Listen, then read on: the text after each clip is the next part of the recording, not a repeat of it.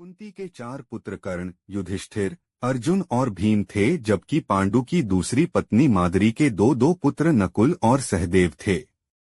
आओ जानते हैं सहदेव के संबंध में 5 रहस्यमयी बातें। 1 अश्विन कुमार के पुत्र, 5 पांडवों से 2 नकुल और सहदेव दोनों ही माद्री अश्विन कुमार के पुत्र थे, लेकिन उनको पांडु पुत्र माना जाता है क्योंकि माद्री पांडु की पत्नी थीं। पांडु को शाप था कि वह जब भी अपनी पत्नी कुंतिया माद्री के साथ सहवास करेंगे तुरंत ही मृत्यु को प्राप्त हो जाएंगे।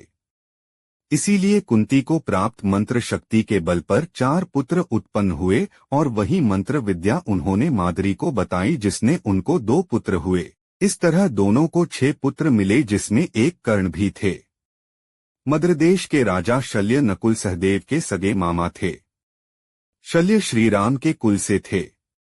शल्य कौरवों की ओर से लड़े थे। 2 जन्म के समय हुई आकाशवाणी।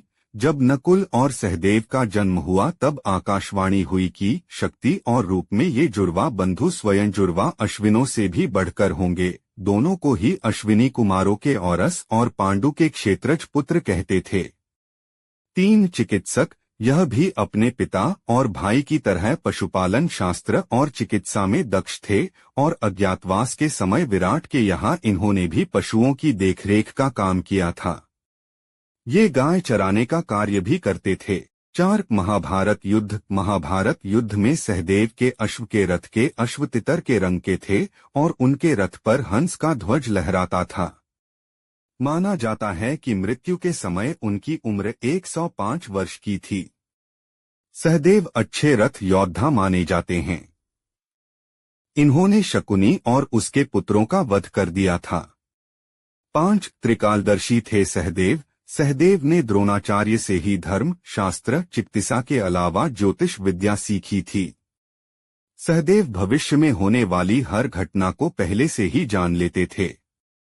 वे जानते थे कि महाभारत होने वाली है और कौन किसको मारेगा और कौन विजयी होगा, लेकिन भगवान कृष्ण ने उसे शाप दिया था कि अगर वह इस बारे में लोगों को बताएगा तो उसकी मृत्यु हो जाएगी।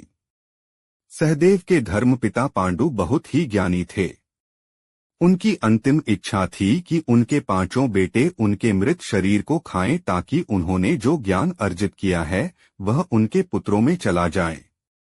सिर्फ सहदेव ने ही हिम्मत दिखाकर पिता की इच्छा का पालन किया। उन्होंने पिता के मस्तिष्क के 3 हिस्से खाए। पहले टुकड़े को खाते ही सहदेव को इतिहास का ज्ञान हुआ, दूसरे टुकड़े को खाने से वर्तमान का और तीसरे टुकड़े को खाते ही वे भविष्य को देखने लगे। इस तरह वे त्रिकालज्ञ बन गए। 6 सहदेव की कुल 4 पत्नियां थीं, द्रौपदी, विजया, भानुमति और जरासंध की कन्या। द्रौपदी से श्रुतकर्मा, विजया से सुहोत्र पुत्र की प्राप्ति हुई। इसके अलावा इके 2 पुत्र और थे, जिसमें से एक का नाम सोमक था। सहदेव के नाम से 3 ग्रंथ प्राप्त होते हैं, व्याधिसंध विमर्दन, अग्निस्त्रोत, शकुन परीक्षा। 7 सहदेव का राज्य। पांडवों ने अलग अलग दिशाओं में जाकर अपने अपने राज्य का विस्तार किया था।